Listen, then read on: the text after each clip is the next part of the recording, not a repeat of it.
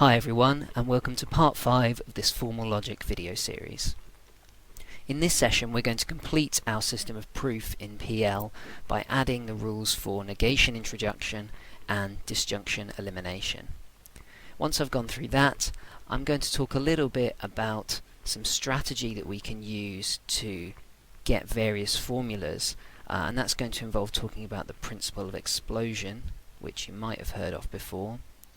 And then finally I'm going to go through 4 example proofs that make use of these 2 rules and the other rules that we already know so that we can see them in action.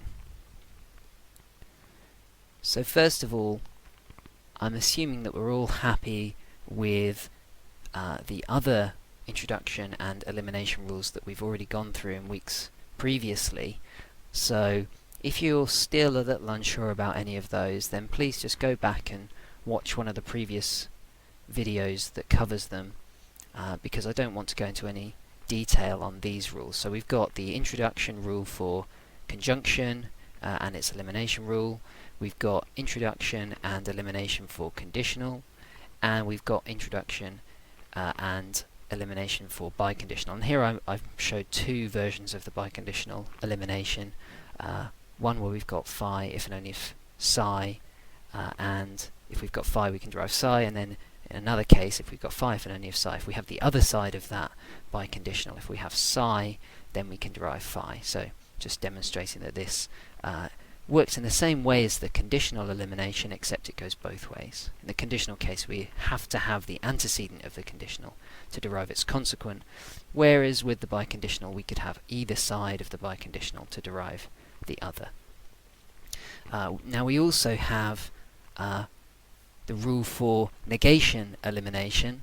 So if we know that not phi, then we can derive phi, but we're missing its introduction rule, and we know the rule for disjunction introduction. This is the easiest rule in logic. If we know that phi, then we can introduce phi or psi, or if we know that phi, we can introduce psi or phi. So the formula we're adding can go on either side of the original formula when we introduce a disjunction. But we're missing the elimination rule for disjunction, so we'll go through both of those now.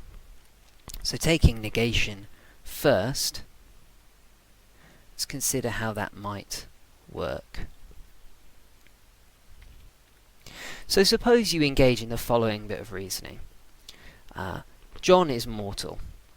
If a man lives forever, then he is immortal. These things we just assume that we know to begin with. Then you ask yourself the question, will John live forever? Well, here's how you go about reasoning and coming to an answer to that question. You suppose that it is the case that John will live forever. Well, you already know that if a man lives forever, then he's immortal, and being that John's a man, stands to reason that if John will live forever, then he is immortal.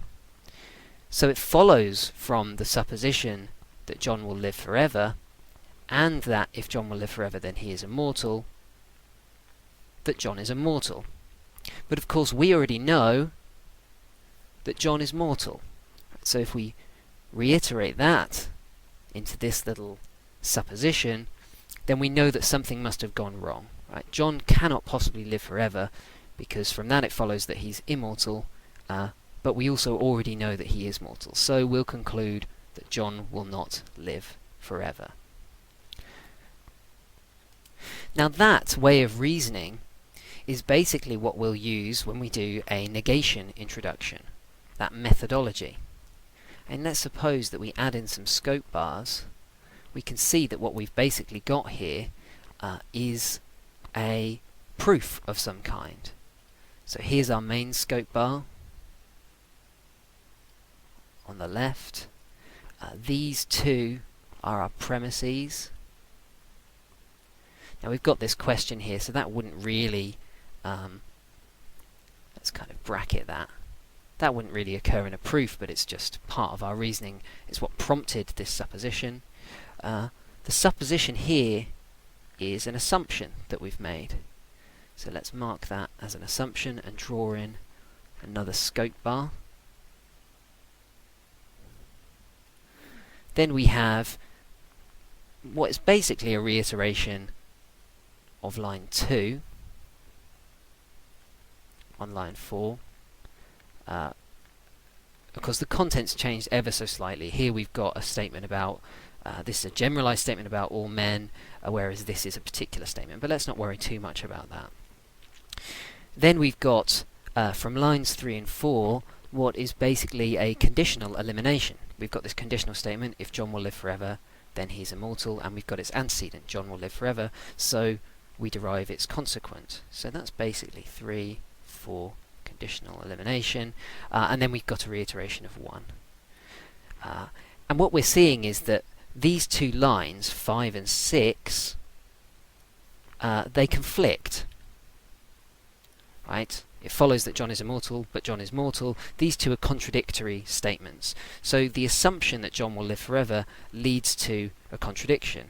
So we'll conclude the negation of that assumption. John will not live forever. And our reason for that is that the assumption on line 3 leads to a contradiction on lines 5 and 6. And that is the structure of a negation introduction. We can write out another proof with symbols that shows this. So we started off with something like A and if B, then not A. Right, so our A was John is mortal, and then we had if John lives forever, then he is immortal, or basically he's not mortal. So then we asked, well, can John live forever? So we made an assumption. We said, let's assume that John does live forever. What would follow from that? So these are premises, an assumption. What would follow from B? Well, we can reiterate line 2, B, then not A, to show that if B were the case, then not A would be the case. But, of course, we can just reiterate line 1 to show that the assumption that B is contradictory. B would entail not A, but we already know that A is the case. So, we can conclude not B. And that's just the structure of a negation introduction. We just assume whatever it is that we want to negate, and then we show that that leads to a contradiction. So if any assumption leads to a contradiction, then we can write the negation of that assumption. And what we need to do is cite the line with the assumption on it, so line 3, and then the two lines that have the contradictory statements, so lines 5 and 6. Negation, introduction. So now let's give a formalization of that. So, if we have on any scope bar an assumption that phi, and that assumption leads to psi and not psi, so any contradictory formulas, then we can write the negation of our assumption, not phi, on the scope bar immediately to the left of the scope bar on which that assumption appeared. And we'll cite, so this has to be an assumption, and we'll cite lines M, N, and O, negation, introduction. So whenever we want to introduce a negated statement, we need to have this structure immediately above and to the right. We need this scope bar going from the assumption of the formula we're trying to negate to some pair of contradictory formulas. Okay, let's move on then to the disjunction elimination. This is the one rule that we're now missing. And to see how it's going to work, let's consider a second argument. So Here we have Manchester United or Manchester City will win the league. If United win, Spurs fans will be disappointed. If City win, Spurs fans will be disappointed. Therefore, Spurs fans will be disappointed. So the reasoning here is that supposing that it's true that Manchester United or Manchester City will win the league, and that if Manchester United win, Spurs fans will be disappointed, and if City win, Spurs fans will be disappointed, then given that one of these two teams is going to win the league, Spurs fans must end up being disappointed. And it's exactly that kind of reasoning that we'll use in our disjunction elimination. So, if we have a scope bar that begins with a disjunctive statement, so let's stick with our current example. So, if we allow U to stand for United will win the league, and C to stand for City will win the league, then we can start with this statement: United will win or City will win, U or C. We also know that if United win, then Spurs fans will be disappointed, letting S stand for that, and we know that if City win, then Spurs fans will be disappointed. And we already know we're trying to work towards the conclusion that Spurs fans will be disappointed. We want to derive that from these premises. Well, what we need to do is just show in our proof that S will result from either side of this disjunction. So U will lead to S and C will lead to S. And that's easy enough to do. All we need is two subproofs. One that begins with the assumption of one side of this disjunction. So one's going to start with the assumption that U. And the other one is going to start with the assumption that C. And both of these subproofs need to end in S. How can we get from U to S? Well, we can just reiterate this premise on line 5, U then S, and then use a conditional elimination to get to S. So 4 and 5 gives us a conditional elimination to S, and then we need to get from C to S. How might we do that? Again, we can just reiterate line 3, C then S, and do a conditional elimination. So 7 and 8. Conditional elimination gives us S on line 9, which means that we've shown that both sides of this disjunction lead to S. So if given that one or two of these is the case, S must be the case because it follows from either of those things. Okay, so let's give a formalization of that rule as we did for negation above.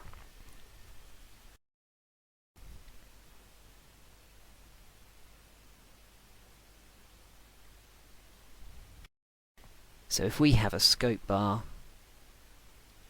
that on line M begins with phi or psi, if we can show that both sides of that lead to the same formula, so the assumption that phi leads us to chi and the assumption that psi leads us to chi, where chi is any well-formed formula. It's just another meta variable that we're using. So chi could be any well-formed formula.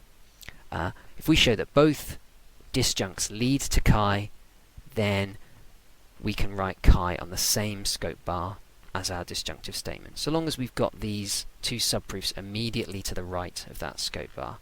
And we will cite the line with the disjunction, so line M, and then the two subproofs. So we give these as a range, N to O and P to Q. Disjunction elimination. And we always need to have this structure to our justification. We always need first to come the disjunctive statement, then the two ranges that give us the two subproofs, and our rule. And the same goes for the negation, of course. We always need these three citations, these three lines cited. The line with the assumption that leads to the contradiction, and then the two contradictory statements. And that's going to be the case even if one of the contradictory statements is the assumption itself.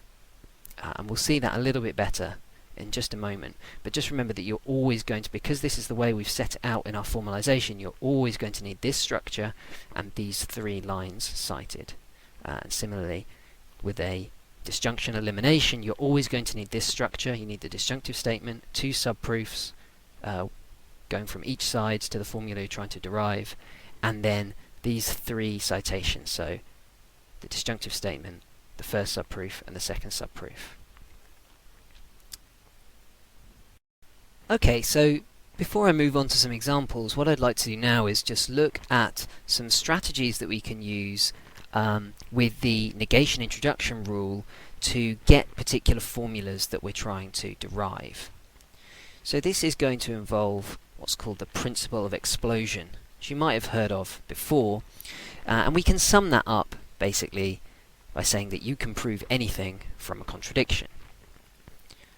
So to demonstrate that fact, let's start off with a scope bar on which on line 1 we have an obviously contradictory premise, so A and not A. And let's suppose that we're working towards deriving on line Z the formula Z. And Z obviously has nothing to do with the formula that we've got in our premise as our premise. So how are we going to get here? Well, what we'll do is we'll do an indirect proof.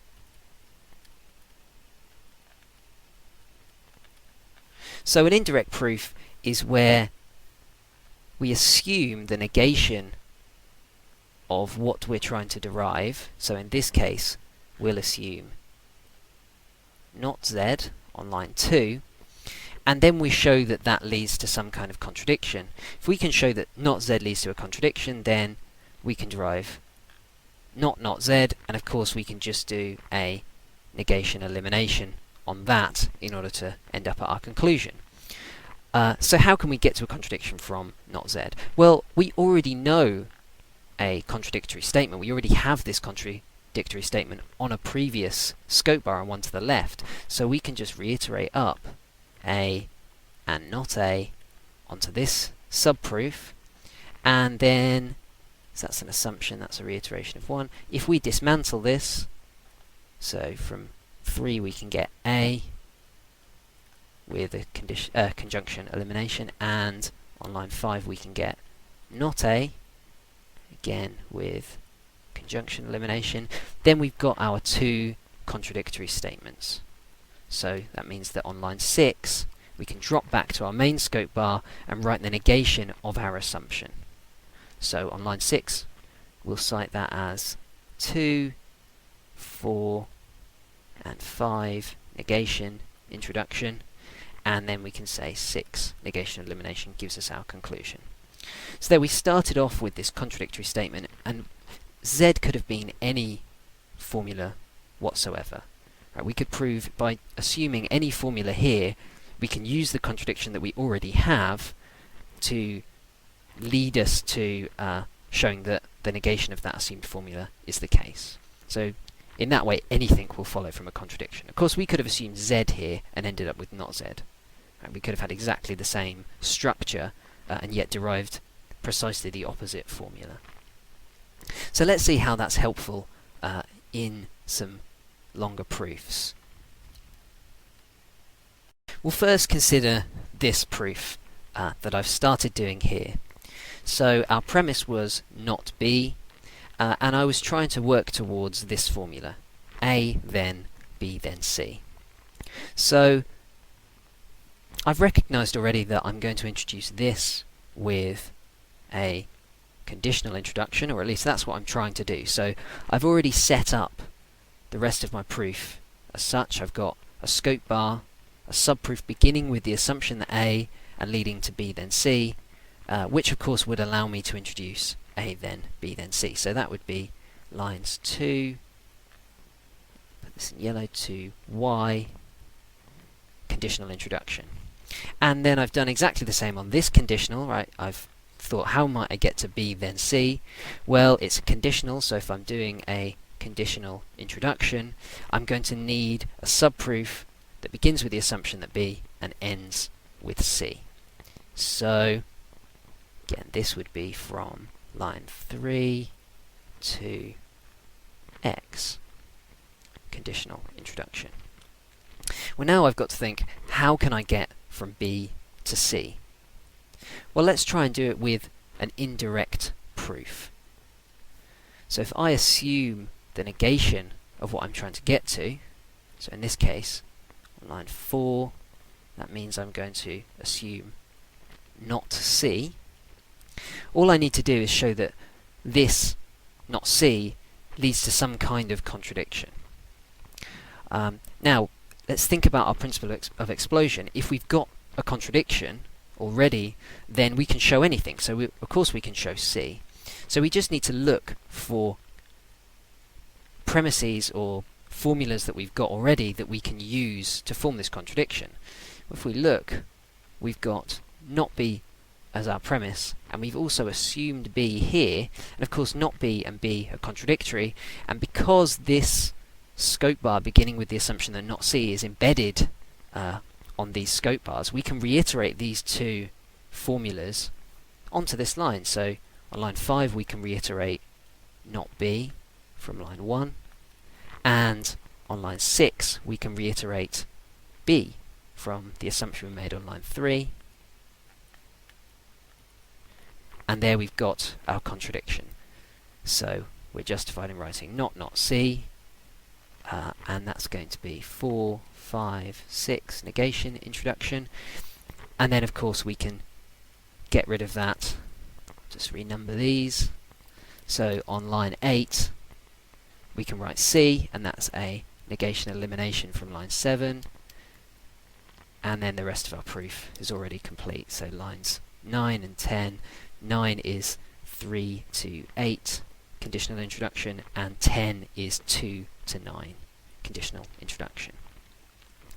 So what we need to do is, when we get to this kind of point where we're worried about getting from one to the other, if we're going to do an indirect proof, we just need to look back at what we've already got, what we can reiterate up, and see if we can create some kind of contradiction from it. So let's have another look at that kind of example. So here I've got very much the same sort of proof. I'm working towards the same conclusion, A, then B, then C, and again I've recognised that that's going to be a conditional introduction, and again I've realised that that's going to be a conditional introduction. So I've got my scope bar in place, a subproof beginning with A and ending with B then C in order to introduce that, and I've done the same on B then C. That's going to be a conditional introduction, so I've got my subproof beginning with the assumption that B and ending with C. And again I'm in a position in which I need to get from B to C.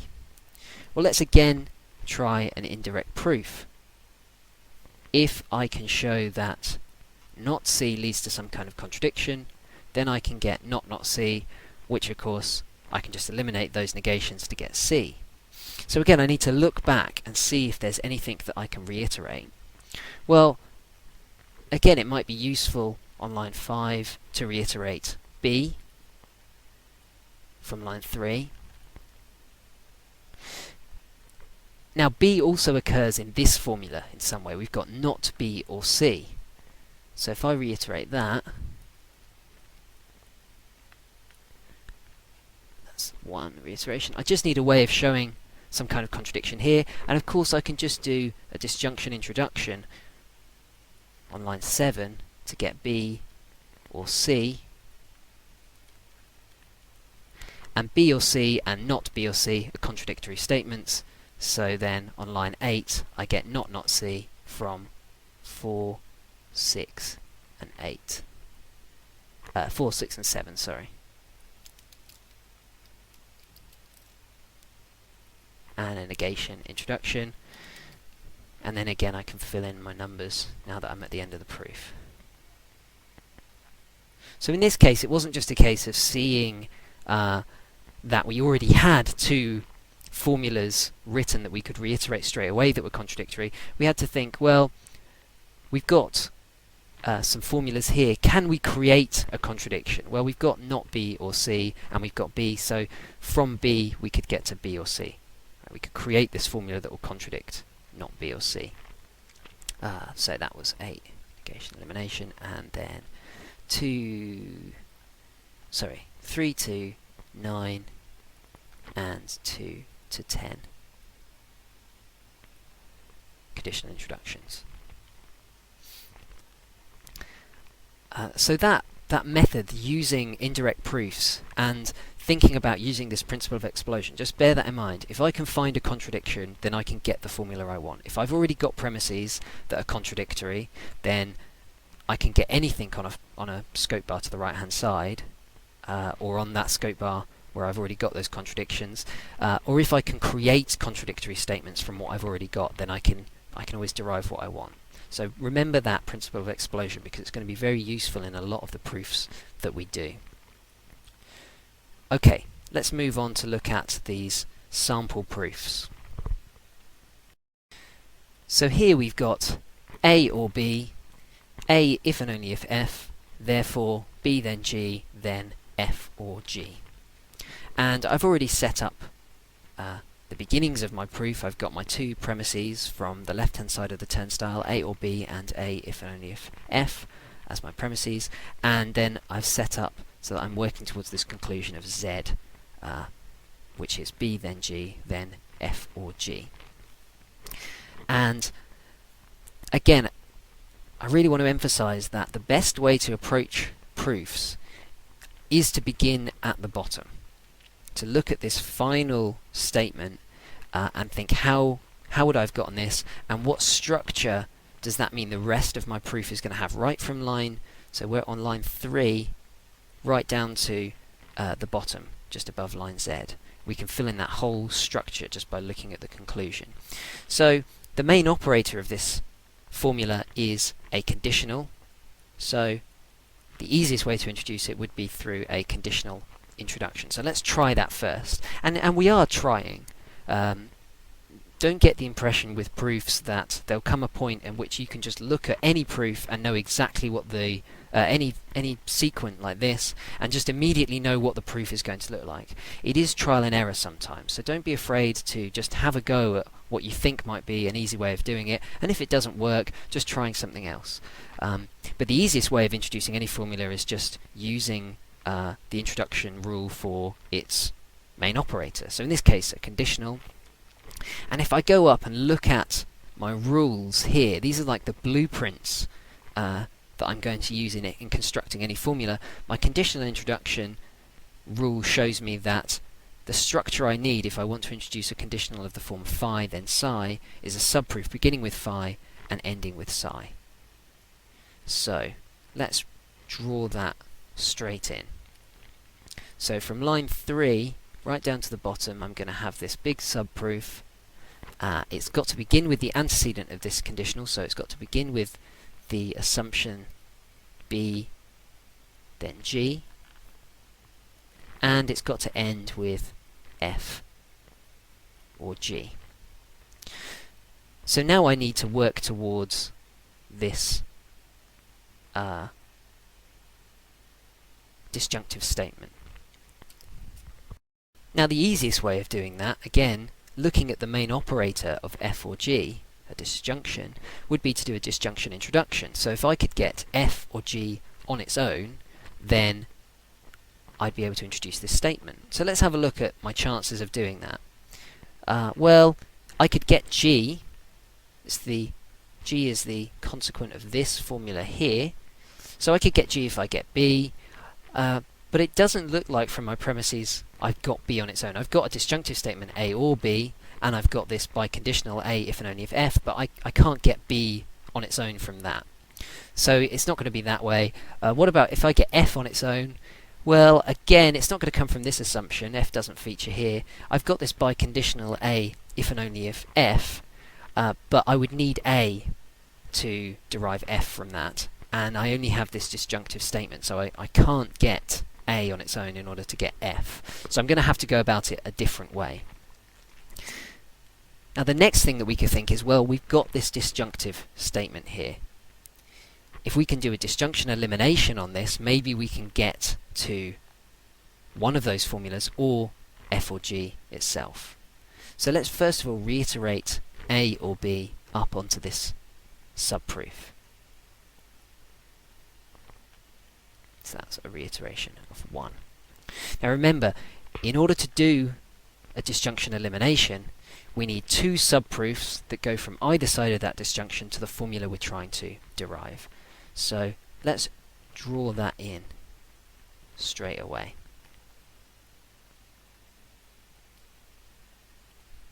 So we've got one subproof that begins with A and another that begins with B. We're not really sure what we're working towards yet, but let's just have a go. So if we start off with A, we can reiterate A if and only if F to get F. And on our other line, if we start off with the assumption that B, we could reiterate B then G to get G.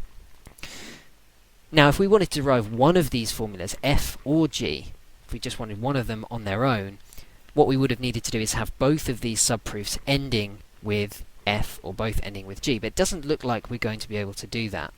There's no way to get from F to G or G to F, but what we can do is just end both of these formulas with the disjunctive statement F or G. Remember, we can introduce a disjunction just from one formula. So this was, sorry, let's fill in our justifications here. This was a reiteration of 2. 5 and 6 by conditional elimination allowed us to get F, and then on line 8 we can just go straight from F to F or G with a disjunction introduction. Then below it we've got another assumption on line B. We reiterated line 3 onto line 10, so we had B then G, and 9 and 10, B and B then G give us G on line 11, so that would be 9, 10, conditional elimination, and then from there we can just introduce our disjunctive statement F or G, so that would be 11, disjunction introduction. And of course now we've shown that both sides of this disjunction lead to the same formula. So on line 13 we are justified in writing F or G using a disjunction elimination, so that would be from line 4 and the 2 subproofs 5 to 8 and 9 to 12. Disjunction elimination. And of course then we're at the end of our proof. So line Z turned out to be line 14,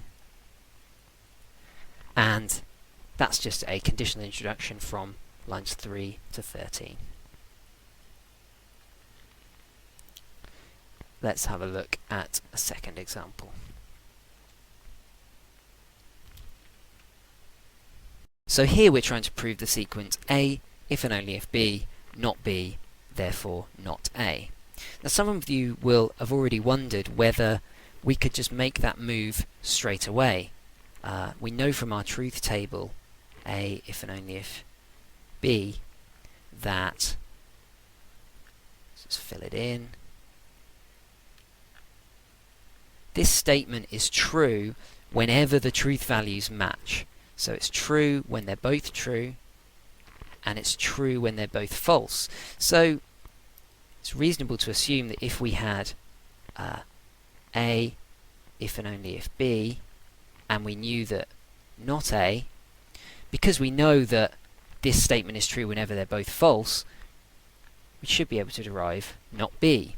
But we can't do that in one step, because our rule only allows us to derive one side of this biconditional if we have the other. So we can't do this in one step. But here we'll look at how we can construct a proof from a biconditional and the negation of one of the formulas in that biconditional to the negation of the other. So we start off with our premises A if and only if B and not B, and we want to get to not A. Again, let's think about from the bottom up what structure am I going to need to introduce this? What's the easiest way of getting not A? Well, its main operator is a negation, so let's assume that it's a negation introduction. Okay, let's have a look at my blueprints for negation introduction. So this says that if I want to introduce any negated formula, I need a subproof that begins with the assumption of that formula and leads to some kind of contradiction. So, as I'm trying to introduce not A, that means I'm going to need a subproof starting on line 3 that begins with the assumption of A. And now I need to show that this leads to some kind of contradiction. Well, what can I do? Presumably I'm going to need to reiterate up my premises. So on line 4, let's reiterate A if and only if B. So that's a reiteration of 1. And on line 5, let's reiterate not B. That's a reiteration of 2. Well, now what can I do to construct a contradiction? Well, hopefully, fairly obviously, if we've got A and A if and only if B, we can derive B. That's 3, 4 by conditional elimination. And then we've got B and not B on the same scope bar. Those being contradictory statements, we can just jump straight down to our conclusion, move back onto our main scope bar, and write not A. That's from 3, 5, and 6, negation introduction. So it takes a few more steps than we might maybe like. We might want to just say, well, if we know that A if and only if B and we know not B, we should be able to jump straight to not A. But just using the simple rules that we've got one rule for introduction and one rule for elimination for each of these symbols, and using those we can just quickly create this. And this is a good proof to remember, because you're going to be able to slot this in to any number of much larger proofs. If you ever have on, doesn't have to be the main scope bar, on any scope bar, both A if and only if B, and then the negated form of 1/2 of that biconditional, you know that you can use this little subproof to get to the other side. So this is one that we're going to want to remember. It's going to be something that we can just slot into larger proofs to go from these formulas, from a biconditional and the negation of one of those formulas in the biconditional to the negated form of the other. Okay, let's move on to the next example. So here we're trying to prove this sequent, and notice that we have no premises. So this is going to be a categorical proof.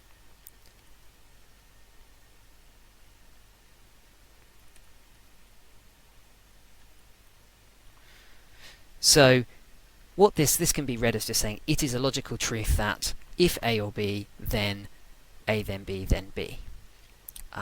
Now we don't need to, maybe it's a little scary to look at this and think we've got nothing to go on, we've got no premises at all, but if we start at the bottom, start our conclusion and think about what kind of structure we're going to need to our proof, this doesn't have to be any harder than any other proof that we've done so far. So let's start at the bottom. We've got this formula we're trying to introduce, A or B, then A, then B, then B. The main operator of this is this conditional. So the easiest way of introducing it will be with a conditional introduction. And again, we've already got the blueprints for a conditional introduction. We know that in order to introduce a conditional like this, we need a subproof. So we can draw that right from the top down to the bottom. And that subproof has to begin with the assumption of the antecedent, so that's A or B.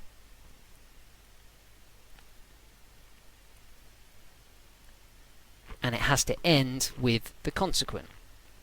A, then B, then B. So we've already got a structure now to work with. We still might not know where we're going with this. So let's just move up a line again. So we've done our conclusion. We now know that this is the structure from line 1 to line Y. But what about the rest of the proof? Well, let's just do exactly the same thing with the formula on line Y. The main operator of this, again, is a conditional. So in order to introduce this, if we assume we're going to do it the easy way, just do a conditional introduction. Let's give that a try. We already know from our formula blueprints that our proof blueprints, we need a subproof that begins with the antecedent, which is A, then B, and ends with the consequent, B. Okay, so now how do we get from this assumption on line 2 down to B on line X? This doesn't have an operator, it's just an atomic formula. So it's not clear, we can't do the same thing. We can't put more structure in here just yet until we work out how we're going to get this. It's not going to be from a conditional introduction as before. Well, how might we introduce it? One way would be to do an indirect proof, or perhaps we could make use of some of these formulas. If we had A, then we could derive B, but we're not going to get A from this disjunction. But perhaps we could do a disjunction elimination. Right, B follows from one side of that, it follows from B, so maybe it will follow from A as well. So let's try that. We'll reiterate A or B onto this line. So that's a reiteration of one. Remember that in order to do a disjunction elimination, we need the disjunctive statement on the scope bar on which we're trying to get the formula, trying to derive the formula from it. So we need to reiterate up A or B, and then let's just see if we can show that B follows from both sides of this disjunction. So on line 4, let's start a new scope bar with the assumption that A, well, could we get from A to B? Well, yes, look, we've got this statement here, A then B, which we can reiterate up. Remember, we can always reiterate onto scope bars that are embedded on the right-hand side of any other scope bar. So, if we reiterate 2 onto line 5, A then B, we can use lines 4 and 5 to get from A to B. So that would be 4, 5, conditional elimination. Okay, so there's one, so we've shown that A leads to B. So now, does B lead to B? Well, hopefully, obviously, B entails B. Right, so in order to show that B follows from B, all we need to do is just have this one assumption on our scope bar. So there's an assumption. So it just follows from B, that's B, right? What we were looking for was, we needed two subproofs that begin with each of the disjuncts and end with the formula that we're trying to get to. So here we had a formula that begins with A and ends with B, and then we wanted a formula, a subproof that begins with B and ends with B, and that's exactly what that is, a subproof that begins and ends with B. So that's on line 7, and then we can just fill in the rest of our numbers. On line 8, we can justify this with a disjunction elimination. So that's going to be from the destructive statement that we were using, so that's there.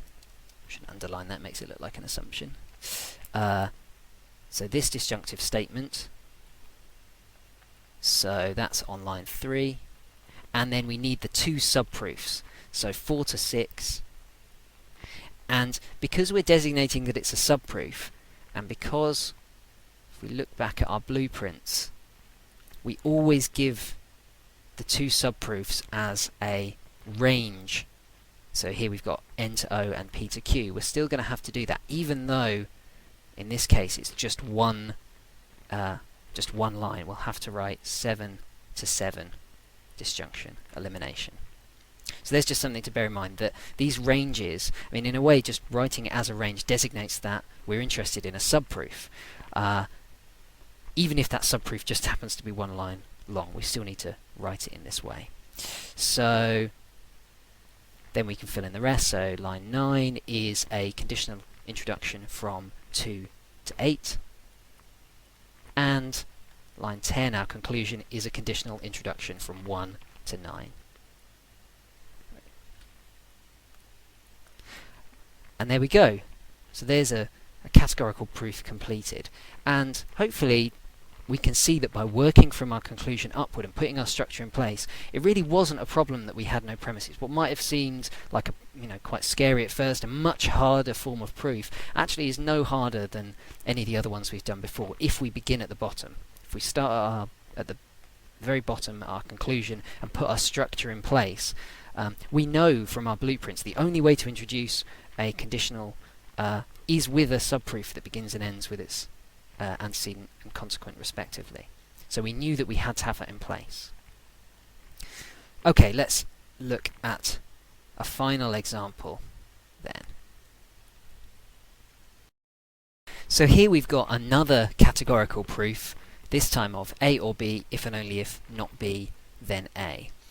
And again, we might be worried because we've got no premises to begin with, but as always, if we begin at our conclusion and think about what structure we're going to need throughout the rest of the proof, I think it's going to make it a lot easier. It'll give us that first step.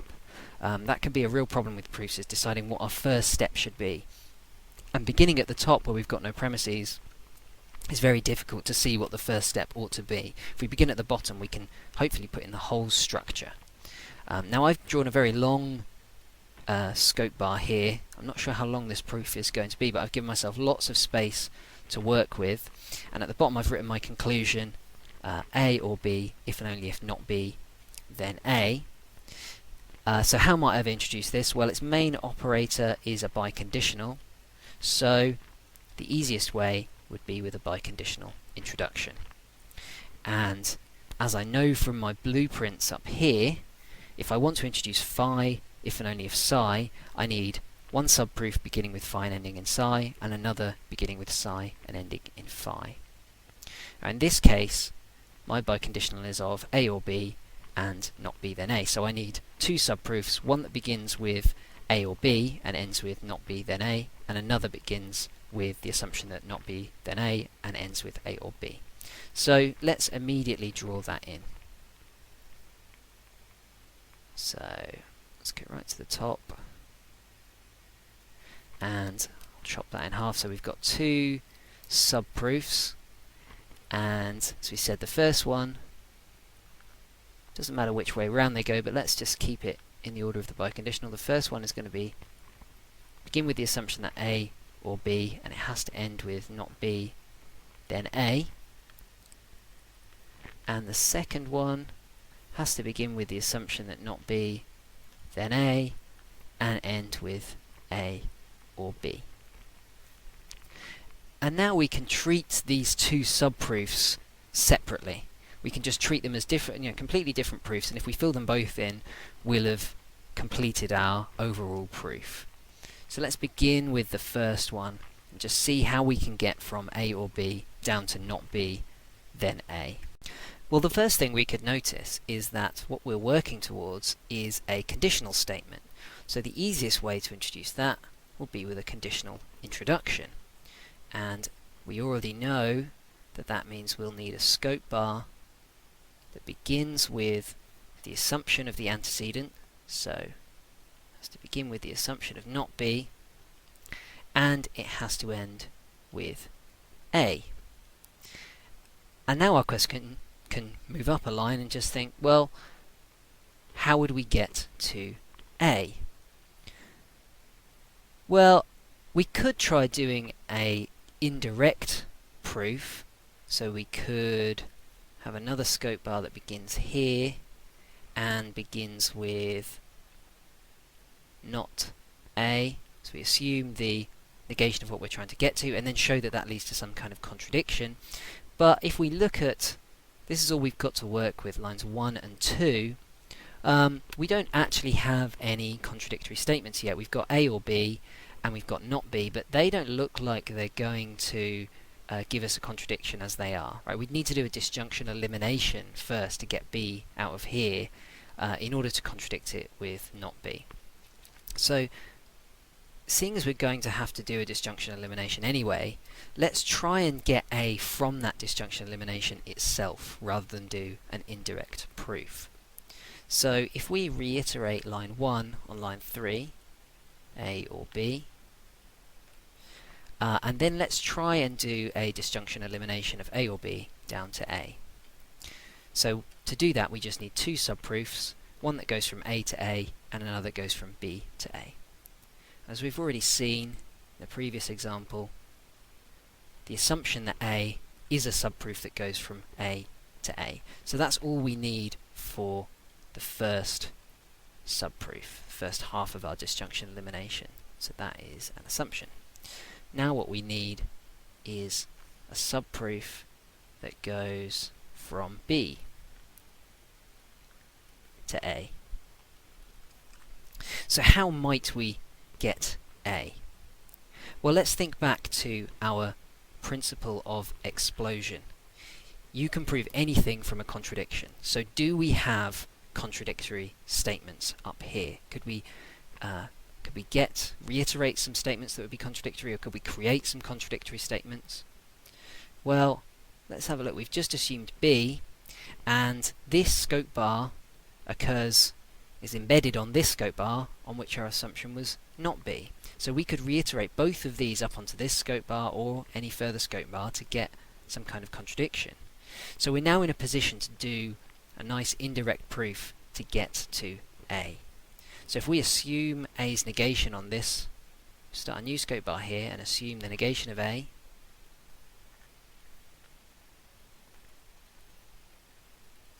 so that's on line 6, we can just reiterate up our contradictory statements.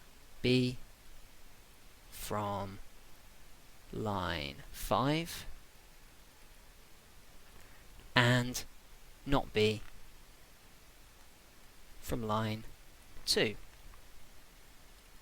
And there we go, we've got not A leading to B or not B, so we can write not A on line 9, and that would be 6, 7 and 8 negation introduction. And then on line 10 we can just get rid of those negations, so we'll have line 9 negation elimination.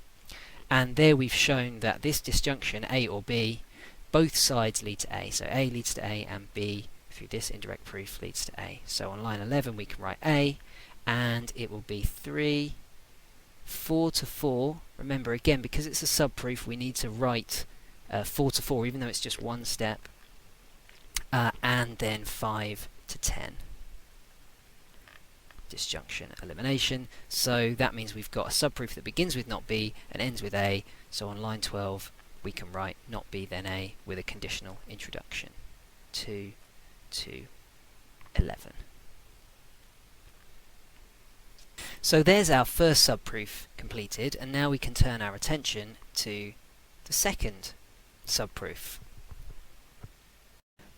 So in this case we're trying to get on line 13 from not B then A down to A or B. So let's have a think about how we might do that. And again, let's just think, how could we introduce this formula at the bottom of the subproof, A or B? Well, the easiest way would be with a disjunction introduction. So if we had A or B individually on one of these on this subproof, then we could introduce it that way. But our chances of getting A or B on their own don't look particularly good, because all we have to go on is this conditional statement. And as we already know, we can't get anything from a conditional statement just on its own. We need something else. We need the antecedent of this conditional statement to derive its consequent, and we only have the conditional statement. So I think we're going to have to rule out doing a disjunction introduction here. So let's instead try an indirect proof. So that means we're going to need to have a scope bar that begins with the negation of what we're trying to derive. So it's going to begin with not A or B. That's going to be its assumption. So that's an assumption too. And we're going to be working down towards some kind of contradiction here, so that we can get not A or B, and then do a negation elimination to get A or B. So what can we find that's going to be contradictory about this? Well, what we might try and do is to introduce A or B. A or B would contradict not A or B. Right? We'd contradict the very assumption that we've made. Now again, how might we introduce this? Well, the easiest way would be with a disjunction introduction. Now that wasn't going to work before, But now we've got a little bit more to go on. Now we've got not just the conditional statement, but we've also got this new assumption, not A or B, that we might be able to make use of. So let's give it a go. Now, if we're going to get one of these two things, it means we're going to need to get it by indirect proof, because it's certainly not going to come from either of these. We don't have the antecedent of this statement, and here we can't do a disjunction elimination on this because it's negated. The main operator is this negation. Right, so we can't really use much here. So if we get A or B, it's going to be from an indirect proof. So let's draw a new scope bar in. It's going to start there, and there. And it's got to begin with an assumption of either not A or not B. Those are our options. So our question is, are we starting with not A or are we starting with not B here?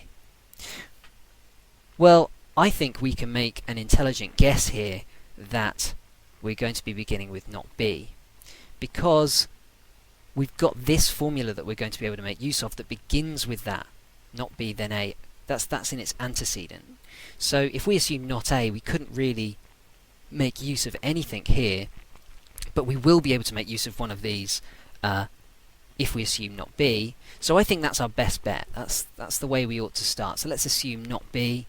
That means that's an assumption. So on line 16, we can reiterate not B, then A, and so that's a reiteration of 13. And so on 17 we can do 15 and 16 conditional elimination to get A. So go, that was 15, 16 conditional elimination. Okay, now what can we do now that we've got A? Well, remember our strategy down here was to get one of these disjuncts and do a disjunctive introduction in order to create a contradiction with not A or B. So we can do exactly the same thing on this scope bar. Remember, our principle of explosion says we need to find contradictory statements to prove anything. We're trying to prove not B, so we're going to want two contradictory statements on here. We need to construct them, and we've got not A or B and A, and from A we can just do a disjunction introduction to get A or B, which will contradict that. So that was 17 disjunction introduction. So on line 19 we can reiterate not A or B, and that's a reiteration of 14. And there we go, we've got our assumption of not B leading to a contradiction. So that means that on this line, going down back onto this scope bar to the left, on line 20 we can write not B, and therefore we can get to B with a disjunction elimination. So we got to not B, sorry, we've got that in. So not B was 15, 18 and 19 negation introduction, and 21 B comes from 20 negation elimination. So then we've got B, so on line 22 we can just write A or B from 21 and disjunction introduction. So that means we've got our two contradictory statements. We've started with the assumption of not A or B, and we've ended up with A or B, and they contradict. So on 23 we can write not A or B, and the justification we'll give for that is we need to cite the assumption that led to the contradiction, so that's line 14, and then the two contradictory statements. So we'll have 14 twice, because 14 is both the assumption and one of the contradictory statements. 14, 22, negation, introduction. So again, there's a case where, though it might seem counterintuitive to have to cite one line twice, that's just what we have to do because of the rules that we've set, because of our blueprints that say we always need 3 lines cited. Okay, so then we've got not A, so on line 24 we can eliminate those negations from 23 to get A or B, and then we've got our subproof of not B then A to A or B. So now we can just renumber Z to 25, and we're done. We've got a subproof that goes on line 1 to 12 from A or B to not B then A, so that's going to be the first part, 1 to 12, and then we've got a second subproof, starts on line 13 and ends on line 24, of not B then A to A or B. So that allows us to do our conditional, biconditional introduction, sorry. And there we go, that's the end of that proof. So that was a bit longer than the ones we've looked at so far, but hopefully you can see that if we break it up in that way, if we think in terms of how can I introduce this, right, I'm going to need these two subproofs, and then I can deal with these two subproofs on their own. And then it is a little bit trial and error when we get here. How can we introduce A? Well, maybe we could try an indirect proof, or maybe we could just do a disjunction elimination, seeing as we've already got this disjunctive statement. Don't be afraid to try out, just give it a go, give something a go in your proof and see if it works. If it doesn't, then you can just move on to something else. But breaking it up in this way will at least give you some structure to go with at the beginning, so that we can make a start and we can know where it is that we're heading. Okay, so that concludes this session, and now we've completed our rules, so we can now do any number of proofs in PL. In fact, we could do any proof, any provable proof we could now construct in PL. So we've got our rules for conditional introduction and elimination, disjunction, introduction, and elimination, conditional introduction and elimination, biconditional introduction and elimination, and of course negation, introduction and elimination. My advice would be to go away and rewrite this. This is like your blueprints for constructing any proof, right? And these are the only rules that we have. There aren't any hidden rules in PL. This is the lot, right? So that if you want to introduce a formula, it's going to be in one of these ways. So go and rewrite this and really learn each of these blueprints by heart, and you'll just be able to do any proof that you come up against.